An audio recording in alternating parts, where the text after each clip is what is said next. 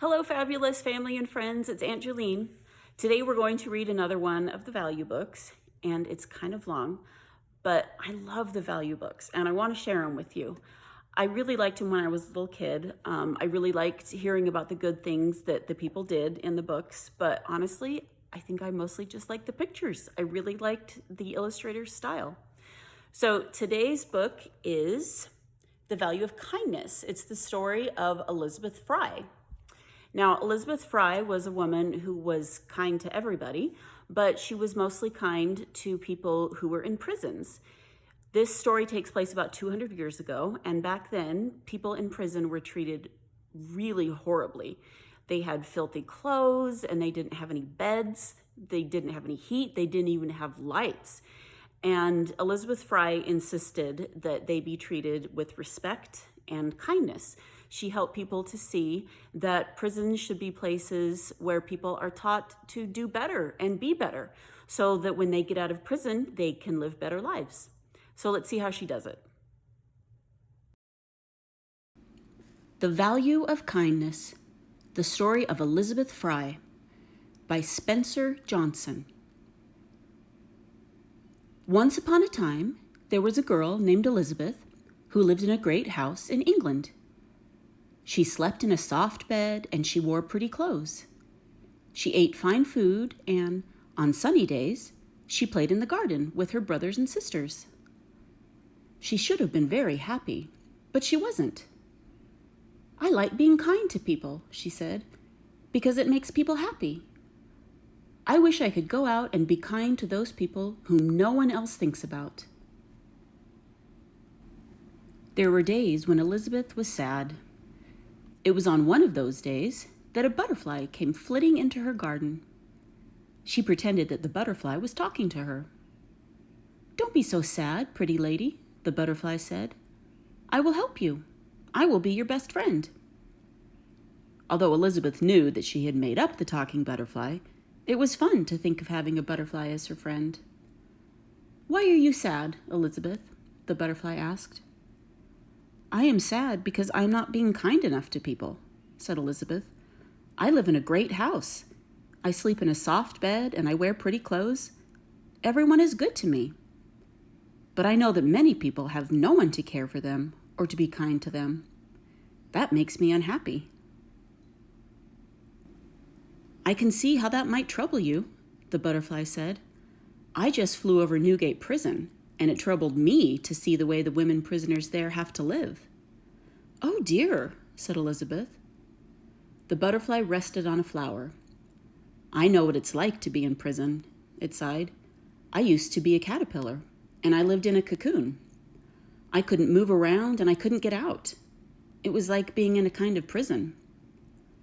"How dreadful," said Elizabeth. But then she brightened up. "I know," she said. "I'll go to see the women at Newgate Prison. Perhaps I can help them."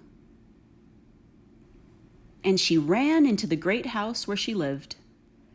She knew that the women in prison didn't have pretty clothes. "I'll change my dress," she said. "I don't want to remind them that they don't have pretty clothes. That would just make them more unhappy." So she put on a simple gray dress and covered her head with a plain white hat.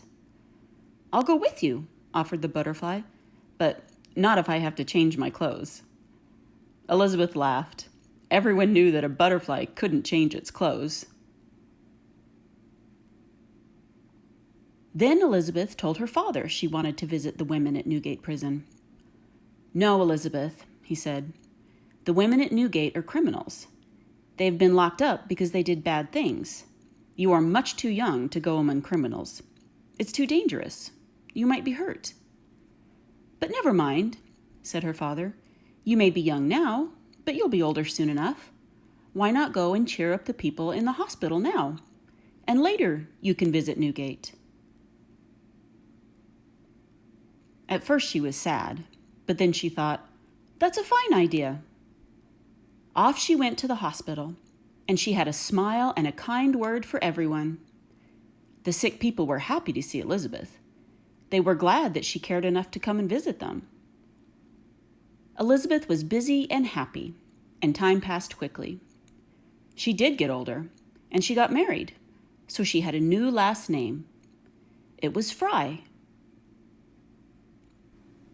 One day, Elizabeth Fry decided she was ready to visit the women at Newgate Prison. "Be careful," warned the butterfly. "Some of the women were bad people even before they went into prison. But it is so terrible inside the prison that now most of them have become even meaner. The women are very cruel to one another. They might even be cruel to you." Elizabeth Fry wasn't afraid at first, but when she got inside the prison, she was very upset. "It's frightful," she cried. "So filthy. And the air is so bad that I can hardly breathe. What a terrible way for anyone to live." It was indeed terrible. The women inside the prison had become lazy and dirty. They were uncombed and dressed in rags. They shouted and quarreled with one another. Why? Because they had nothing better to do. Besides, no one cared what they did. No one had ever taught them to be kind to one another. "Oh, no," said Elizabeth Fry when two of the women began to fight. They tore at each other like wounded animals. They swore and bit and kicked each other. "Please, please stop," cried Elizabeth Fry. The women did stop fighting. They stared at Elizabeth Fry. "Here's a fine lady come to make fun of us," said one. "Let's tear her pretty clothes," said another. "We can black her pretty eyes," said a third. "But I didn't come to make fun of you," said Elizabeth quickly. "I want to help you." "Perhaps we should leave," said the butterfly. "You can leave if you want to," said Elizabeth. "I'm going to stay." And she tried to smile at the angry women. "I say," said one of the women, "there's something different about this fine lady. She doesn't have on pretty clothes. She isn't wearing any feathers or flowers that we can pull off." "What will we do to her?" asked another woman. "The prisoners are closing in on Elizabeth Fry," called one of the guards. "I'm afraid they're going to kill her." By now, Elizabeth was afraid too. The prisoners had crowded so close to her that the guards could see only the top of her hat. "I won't show that I'm afraid," Elizabeth said to herself. "I'll stand still." "If only I could make them believe that I'm here to be kind to them," said Elizabeth Fry. "Perhaps you can," whispered the butterfly. "Look over there at that poor sick child." Elizabeth looked, and then she did something that surprised everyone except the butterfly. Elizabeth moved away from the angry women and hurried to the little child, who was lying on the cold floor. She picked the child up in her arms. "Friends," she said to the prisoners, "many of you are mothers. I too am a mother. I am distressed for your children. Is there not something we can do for these innocent little ones? Do you want them to grow up to become real prisoners themselves? Are they to learn to be thieves and worse?" Suddenly, the women stopped shouting and threatening. They began to cry soft, happy tears. "She is kind," they said. "She did come to help us." "No one outside the prison has ever worried about our children or about us before," said one of them, and she brought a chair for Elizabeth Fry to sit on. Then all of the women who had children brought them to see Elizabeth Fry. "We must do something about these children," Elizabeth told them. "Perhaps it would help to start a school for the children here in the prison." The children had never met a grown-up who came and paid attention to them and worried about them. They weren't used to it, but they liked it. They smiled timid little smiles. "They look happy," thought the butterfly. "At least, they look happier than they did a few minutes ago." Elizabeth Fry did start a school for the children of the women prisoners at Newgate. She taught them reading and spelling and sewing. Most of the mothers couldn't read or spell. They would peep in through the door of the schoolroom and think, "We wish we could go to school too." At last, some of the women went to Elizabeth Fry. "Can we please have a school too?" they begged. I'm not sure, said Elizabeth. The officials who run the prison might not like it. But it can't do any harm to ask them, can it? Elizabeth Fry invited the prison authorities to her home, and she asked them about the school.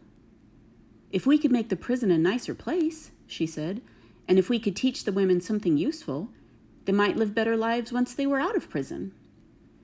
It won't work, said the authorities. However, we'll let you try it just to show you that you are wrong to be kind to prisoners. So, Elizabeth Fry started a school for the women prisoners of Newgate.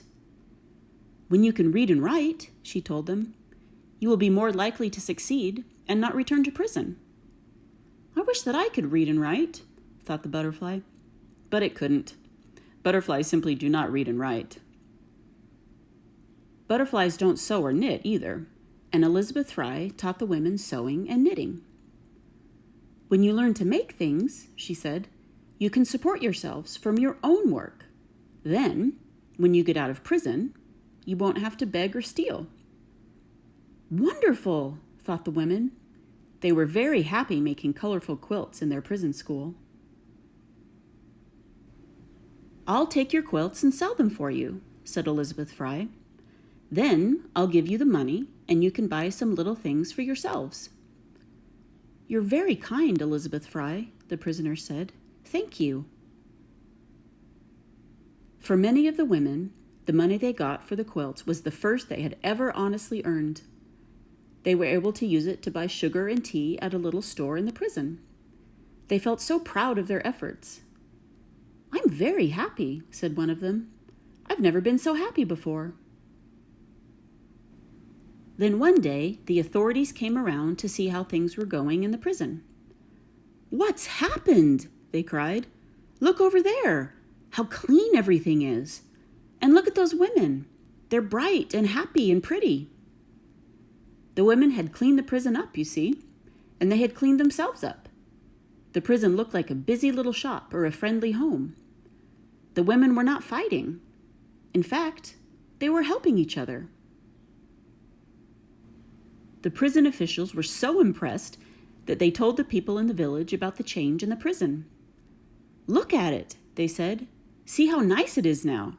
It's a much better place since good, kind Elizabeth Fry came here to help the prisoners. Later, they called a meeting. We have men prisoners at Newgate too, said one of the officials. Perhaps we can help them, the way you have helped the women. You should, said Elizabeth Fry. You can help them just by being kinder to them. It seems that when you're kind to someone, that person is more apt to be kind to you. Wouldn't it be wonderful if we could teach all the people in the prison to be better, kinder people? We'll try, shouted the officials. We'll begin by opening schools in all of our prisons. They did open schools, and it worked. When the prisoners knew that someone cared about them, and when they learned to do something useful, they weren't nearly so likely to get into trouble again. Soon, Elizabeth Fry was getting letters from all over Great Britain. She got so many letters that her daughters had to help her with the mail. Here's a special one, Mother, cried one of the girls one day. It has a red seal on it. Whom do you think it could be from? Elizabeth Fry was very happy when she opened that letter. It was an invitation from the House of Commons to come and tell the members how they should treat people in British prisons. It was the only time a woman, other than a queen, had been asked to speak to the government. Can I go with you? Asked the butterfly. Of course, said Elizabeth. So she and the butterfly went to the House of Commons. The answer is very simple, she told the distinguished men. Prisons should be schools of reform, places where people who have been bad can learn how to be good. You will never teach people to be good by being bad to them, by beating or starving or humiliating them. She went on, the answer is to be kind, to help people, to care about making them happier. When people are happy, they will be good. She's right, you know, said the members of the House of Commons. I'm so proud of you, Elizabeth, whispered the butterfly. After that, Elizabeth Fry was invited to go to the continent of Europe to talk with kings and queens and heads of state. They all wanted to know how to make their prisons better. She rode in a carriage to see them. As she traveled along, she felt very happy indeed. She knew how good it feels when you bring kindness to someone. And what about you? Are there times when you feel happy because you are kind? Perhaps it would help you to think more about the value of kindness. Elizabeth Fry taught the kings and queens of Europe that people, even prisoners, are more likely to be good if you are kind to them. What can this story teach you? What can you do to bring kindness to more people? How do you think the people will feel when you are kind to them? How do you think you will feel when you are kind? Elizabeth Fry was happiest when she herself was bringing kindness to someone, and so she would always return to Newgate Prison to help the prisoners. As you think about Elizabeth Fry and how her kindness helped prisoners to become better people, you might ask yourself how you can be kinder. For example, what can you do to be kind to a friend of yours? Perhaps someone who doesn't expect it. What can you do to be kind to someone in your family? You may not be able to go into prisons like Elizabeth Fry, but you can do something just as important. You can learn the value of kindness and apply what you've learned to your own life. Then you can be happier too, just like our kind friend Elizabeth Fry. The end.